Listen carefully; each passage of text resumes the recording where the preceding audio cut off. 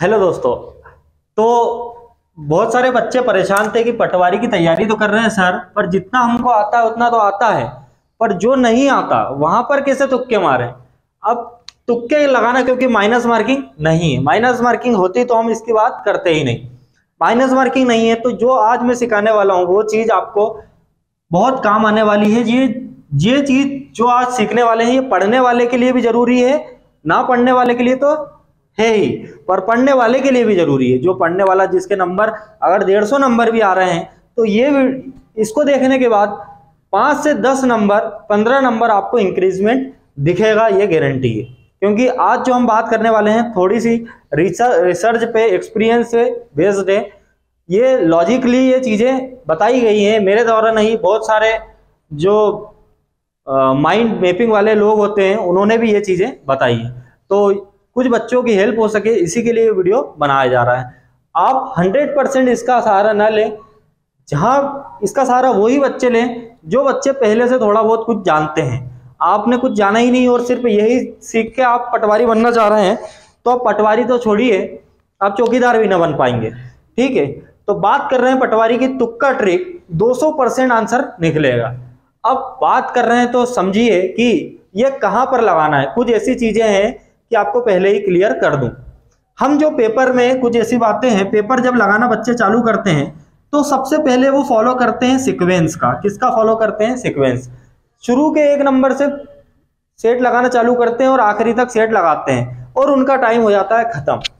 हमको कभी भी सीक्वेंस फॉलो नहीं करना है। सीक्वेंस फॉलो नहीं करना है इसका मतलब ये नहीं होता कि आप कहीं से 98 क्वेश्चन खोल लिया, 101वां खोल लिया, 155वां खोल लिया, ऐसा बात नहीं कर रहा हूं। कभी भी एक राउंड में पेपर नहीं लगाना, सीक्वेंस में पेपर नहीं लगाना। हमको पेपर को बांटना है 3 पार्ट में। कितने पार्ट में प्यारे बच्चों? 3 पार्ट में। पहले पार्ट में हम दूसरा पार्ट और तीसरा पार्ट।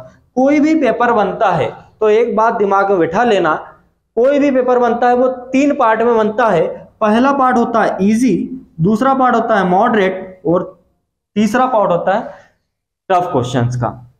ये 3 पार्ट्स मिला के ही पेपर डिजाइन किया जाता है। अब जो इजी पार्ट है ये 40% हर पेपर में रहता है। आप चाहे कांस्टेबल से लेके यूपीएससी का पेपर दे देना, 40% पार्ट किसका रहेगा? हमारा रहेगा इजी का। और 40% पार्ट किसका रहेगा? मॉडरेट का। और 20% पार्ट किसका रहेगा? टफ क्वेश्चंस का। ये दोनों तो बच्चे कर लेते हैं, बच्चों को प्रॉब्लम आती है और सिलेक्शन की नींव यहीं से निकलती है। जिसका सिलेक्शन होता है वो तो बुद्धिमान लोग समझते हैं, पर जिसका नहीं होता वो भी बुद्धिमान रहता है, पर वो यहां पर किस्मत से हार जाता है। ठीक है, और इसके मारे उसको जिंदगी भर बुरा भला लोग कहते हैं कि ये बुद्धिमान नहीं, जबकि उसकी किस्मत यहां पर नहीं चली। उसकी किस्मत यहां पे तो साथ दी, पर यहां पर तो मेहनत साथ दी, पर आगे जाके किस्मत ने धोखा दे दिया। और ये किस्मत को अपन कुछ लॉजिकली तरीके से बदलने वाले हैं। ठीक है, हमको जरूरत कहां पड़ेगी ऐसे क्वेश्चंस में? टफ क्वेश्चंस में इसकी जरूरत पड़ने वाली है, जो चीजें हम आज सीखने वाले हैं। पहली चीज मैंने आपको सिखा चुका हूं, कभी भी सीक्वेंस फॉलो नहीं करना है। 3 पार्ट में तो आपको 3 बार अपना टाइम मैनेज करना है, पेपर को 3 पार्ट में लगाना है। पहले राउंड में उन्हीं क्वेश्चंस को करना है जो इजी है, दूसरे राउंड में जो मॉडरेट है, और तीसरे राउंड में जो आपको आते ही नहीं उनको छोड़ देना है ना। वीडियो ज्यादा बड़ा हो जाएगा, इसके लिए जल्दी जल्दी बातें बताएंगे। सेकेंड नंबर पे आपको जो लगाना है, पहले हथियार तो सीक्वेंस, नेवर फॉलो सीक्वेंस, ये पहली चीज समझ में आ गई।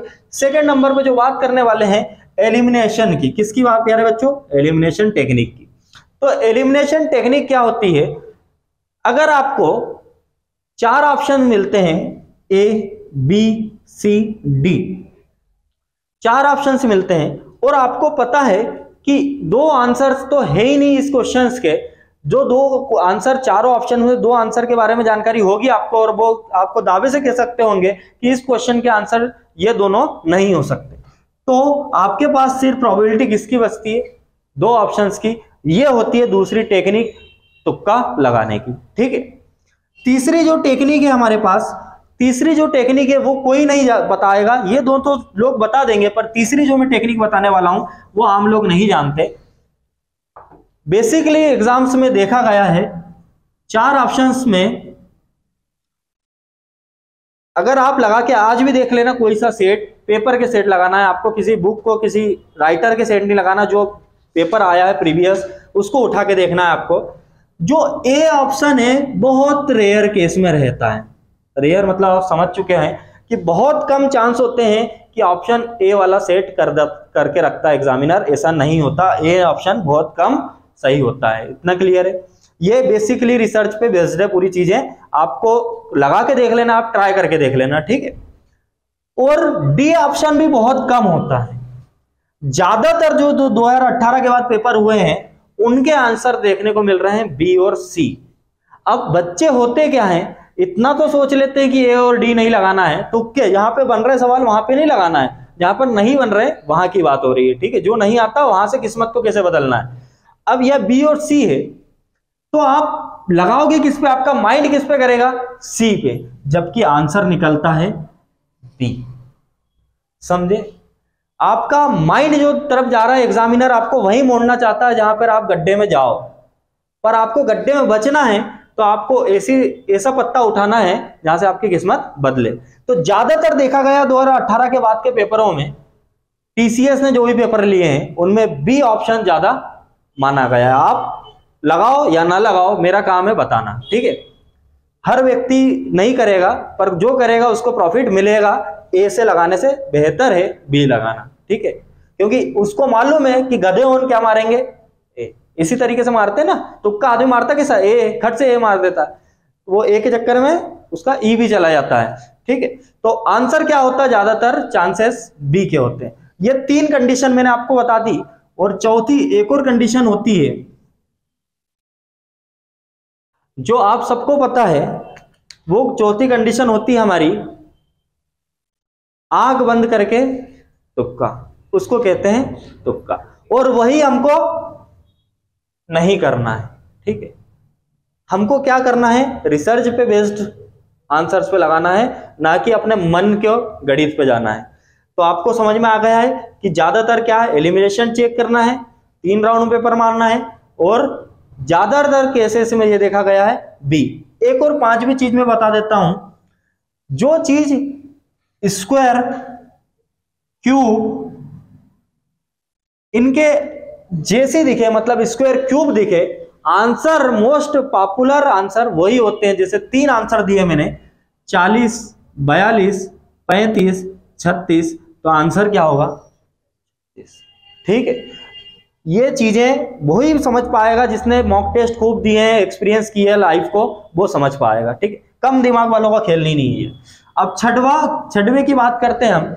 छठवें जो चीज मैं बताने वाला हूं वो चीज जो है वो भी बहुत मोस्ट पॉपुलर है, और ये वाली छठवीं जो चीज है ये मैं दावे से कह सकता हूं, 1001% दावे से कह सकता हूं कि यही आंसर होंगे।